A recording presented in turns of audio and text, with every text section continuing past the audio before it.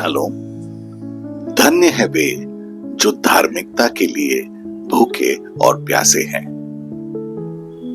मत्ती रचित सुसमाचार उसका 5वां अध्याय उसका 6वां पद। धन्य है वे जो धर्म के भूखे और प्यासे हैं, क्योंकि वे तृप्त किए जाएंगे। एक दिन जब मैं बाइबल पढ़ रहा था तो मैंने इस वचन को पढ़ा और सोचा कि क्या मुझ में भी धार्मिकता के लिए ऐसी भूख और प्यास है। मुझे जवाब के तौर पर सबोपदेशक उसका 3 अध्याय उसका 11वां पद में यह वचन मिली। उसने सब कुछ ऐसे बनाया कि अपने अपने समय पर वे सुंदर होते हैं। फिर उसने मनुष्य के मन में अनादि अनंत काल तक का ज्ञान उत्पन्न किया, तो भी जो काम परमेश्वर ने किया है वे आदि से अंत तक मनुष्य के समझ नहीं आ सका।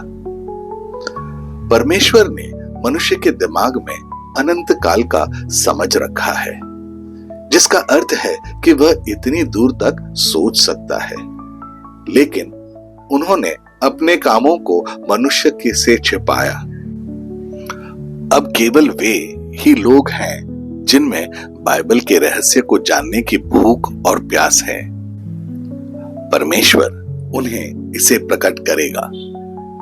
इसलिए जब यीशु उन लोगों को देखता है तो परमेश्वर की धार्मिकता के लिए भूखे और प्यासे हैं, तो वह उन्हें धन्य कहते हैं, इस वादे के साथ कि वे भरे जाएंगे।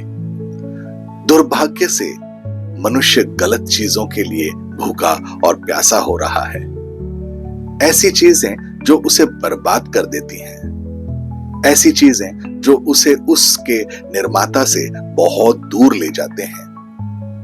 इतना अंधापन है कि हम उन चीजों के बीच अंतर नहीं कर पाते जो हमारे लिए अच्छी और हमारे लिए वर्जित हैं। हमें अनंत काल की लालसा है, लेकिन हम यह नहीं समझते कि अनंत काल तक क्या कुछ रहने वाला है। पुराने नियम ने लोगों को बुलाया और निर्देश दिया। उन्होंने सुना लेकिन समझा नहीं। ऐसी ही एक घटना पर नजर डालते हैं जब भविष्यद्वक्ता यिर्मयाह ने कहा, यिर्मयाह का 2 अध्याय उसका 13वां पद, क्योंकि मेरी प्रजा ने 2 बुराइयां की हैं। उन्होंने मुझ बहते जल के सोते को त्याग दिया और उन्होंने होद बना लिए, वरन ऐसे होद जो टूट गए हैं और जिनमें जल नहीं रह सकता।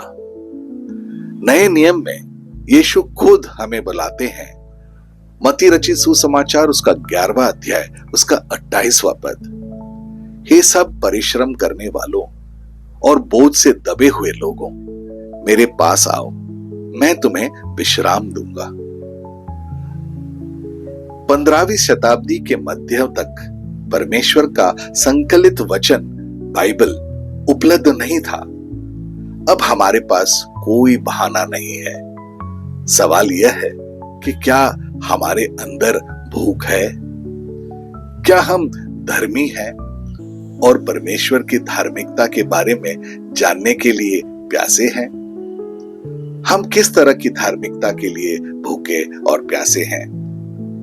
यीशु ने मत्ती रचित सुसमाचार उसके 5वें अध्याय उसके 20वें पद में यह समझाया, क्योंकि मैं तुमसे कहता हूं कि यदि तुम्हारी धार्मिकता शास्त्रियों और फरीसियों की धार्मिकता से बढ़कर ना हो तो तुम स्वर्ग के राज्य में कभी प्रवेश नहीं कर पाओगे। यीशु अपने अनुयायियों से दया की अपेक्षा कर रहे हैं। जो दया हम पर दिखाई गई वे हमसे अपेक्षा करते हैं कि हम सभी पर दिखाएं। जो अनुग्रह हम पर दिखाया गया यीशु हमसे अपेक्षा करते हैं कि हम दूसरों पर भी वही अनुग्रह दिखाएं। यदि हम इसके लिए भूखे और प्यासे हैं तो हमारे पास एक वादा है जिसके बारे में यीशु कहते हैं कि वो तृप्त होंगे। लूका रचित सुसमाचार उसका पहला अध्याय उसका 53वां वचन। उसने भूखे को अच्छी वस्तुएं से तृप्त किया है और धनवानों को चूछे हाथ निकाल दिया। आइए प्रार्थना करें। सर्वशक्तिमान और सुंदर प्रभु यीशु, मैं आपके वचन के लिए आपका धन्यवाद करता हूं। जितना अधिक मैं पढ़ता हूं उतना ही अधिक मैं आपकी महिमा को समझता हूं। आपने क्या किया है और आपका प्रेम। आप नहीं चाहते थे कि मैं आंख मूंद कर आपका अनुसरण करूं। आप चाहते थे कि मैं आपका अनुसरण करने का कारण जानूं। कृपया मुझे सिखाएं कि मैं आपके लिए पहले से कहीं अधिक भूखा और प्यासा रहूं।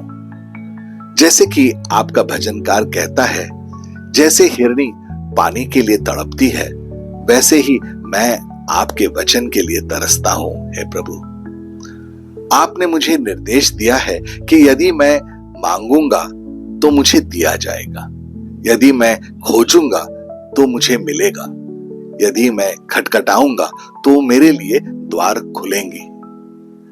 आपका भजनकार कहता है, धन्य है वे जो आपकी विधियों को मानते हैं और पूरे मन से आपकी खोज करते हैं। वे कोई गलत काम नहीं करते बल्कि आपके मार्गों पर चलते हैं।